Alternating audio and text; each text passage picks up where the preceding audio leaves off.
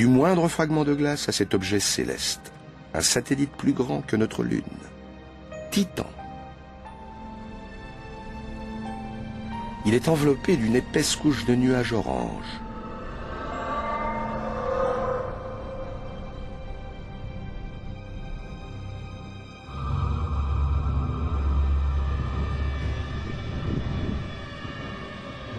Mais il semblerait qu'en dessous, il y ait une atmosphère, avec des vents, des pluies et même des saisons.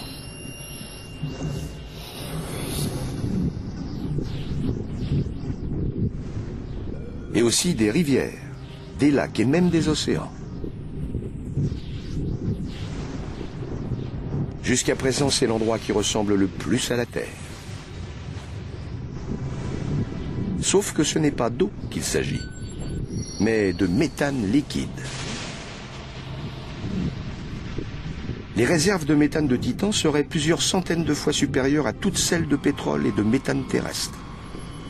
Si nous pouvions le rapporter sur Terre, il y aurait de quoi approvisionner nos villes et nos véhicules pendant des milliers d'années.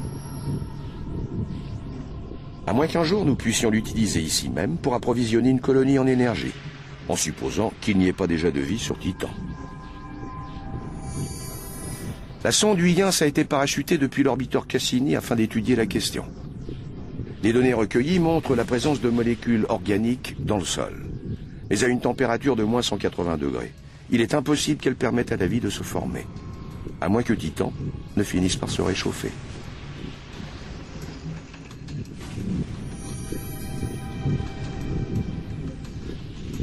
Il est prévu que la température du Soleil augmente. Alors, il se pourrait que la vie éclose sur Titan, exactement comme sur la Terre, il y a des milliards d'années.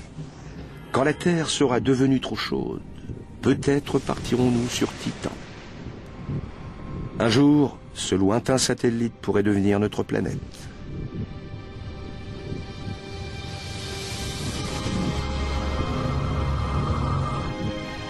Notre planète.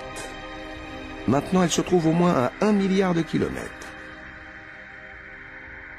Au-delà de cette limite, la Terre ne sera plus dans notre champ de vision. Absolument rien de ce qui se trouve ici n'est visible à l'œil nu depuis la Terre. Nous nous dirigeons vers la partie la plus éloignée de notre système solaire.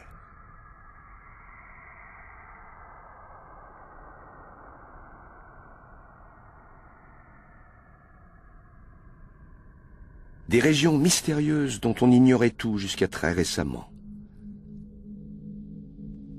C'est un peu comme si l'on plongeait dans les profondeurs de l'océan.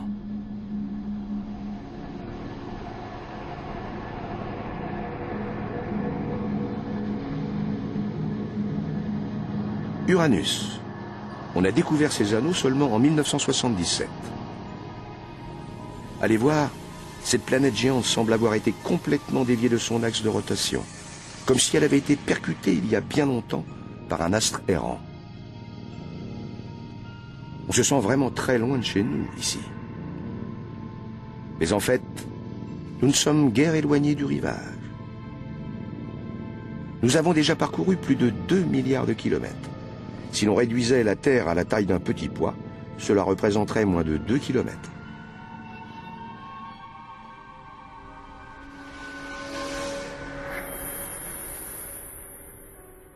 Il nous faut multiplier cette distance par 10 000 pour atteindre les limites du système solaire.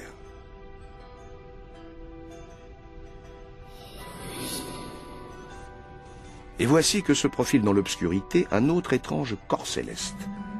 Il s'agit de Neptune, le dieu de la mer. C'est une planète d'apparence paisible, mais cette tache que vous voyez est un cyclone assez grand pour engloutir la Terre. Des vents de 1500 km/h y donnent libre cours à leur fureur.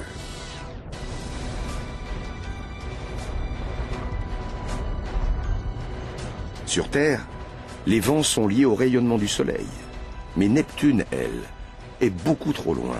C'est donc autre chose qui déclenche ces vents violents. Mais quoi? On ne l'a pas encore découvert.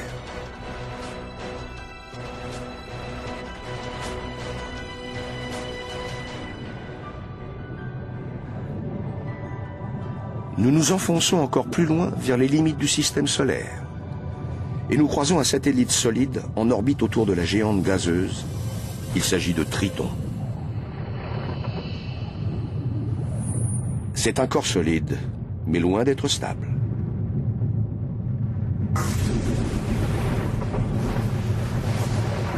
Il est truffé de geysers crachant d'étranges fumées, tels des hauts fourneaux cosmiques.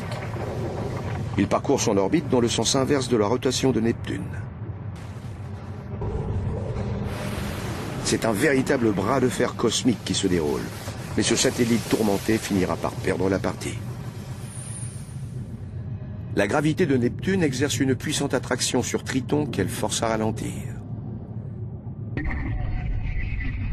Le jour viendra où ce satellite sera réduit en morceaux.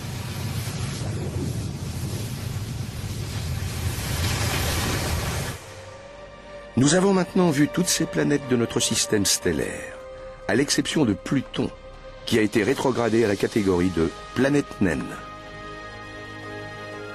Nous sommes à 8 millions de kilomètres, soit 8 billions de kilomètres de la Terre. Mais ce n'est qu'un saut de puce comparé à l'immensité qu'il nous reste à découvrir.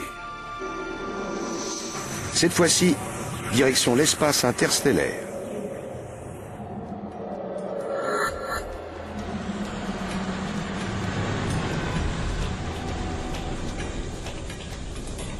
Nous voici à 40 billions de kilomètres de la Terre.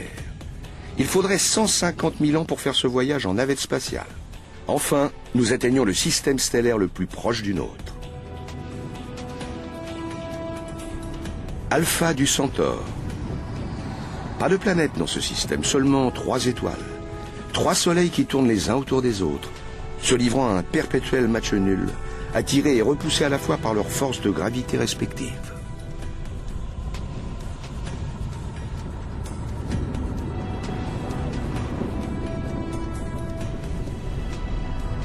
Si nous étions pris dans leur balai infernal, nous serions catapultés sur l'une de ces étoiles et instantanément gazéifiés à des billions de kilomètres de la Terre.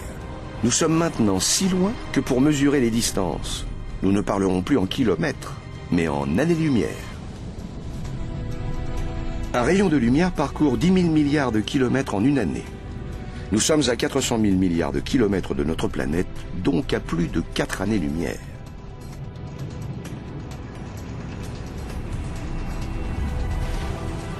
De telles distances défient l'entendement.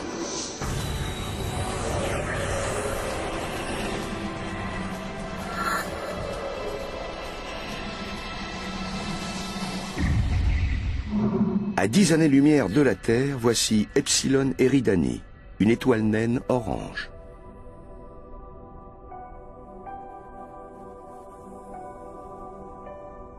Elle possède 2 superbes ceintures d'astéroïdes, de poussière, de glace. Il doit certainement s'y former des planètes, là, juste sous nos yeux.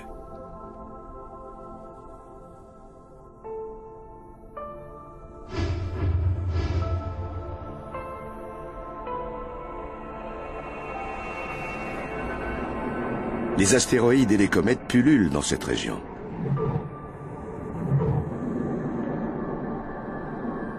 Ce spectacle doit être très proche de celui qu'offrait notre système solaire voilà quelques milliards d'années. Toutes ces comètes pourraient transporter des molécules organiques et de l'eau sur des planètes en formation et les ensemencer, comme elles ont peut-être ensemencé la Terre.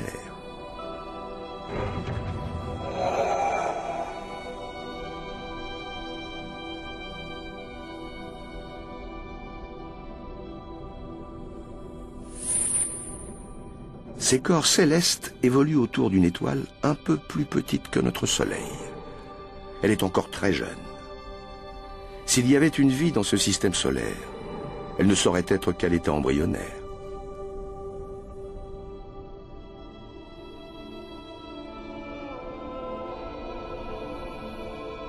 Il doit bien exister quelque part d'autres systèmes solaires ayant atteint une certaine maturité. Mais autant chercher une aiguille dans cette botte de foin cosmique.